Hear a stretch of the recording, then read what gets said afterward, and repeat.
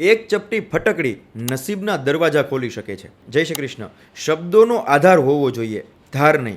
કારણ કે ધાર કાપે છે અને આધાર એ જોડે છે.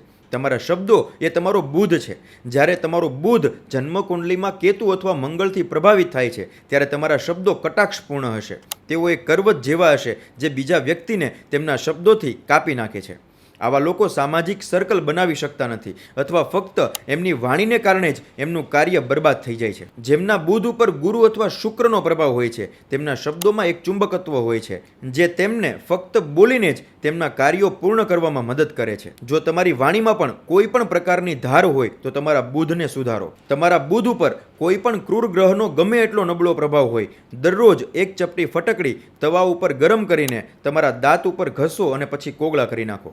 આ તમારા બુધ માટે ખાસ ઉપાય છે અને આ પછી તમારા શબ્દો પાયો બની જાય છે જે તમને ફક્ત વિશ્વ સાથે અને પ્રગતિ માટે જ જોડે છે અને તમને પાછળ રાખતા નથી, તમને ફક્ત આગળ જ વધારતા રહે છે. જય શ્રી કૃષ્ણ.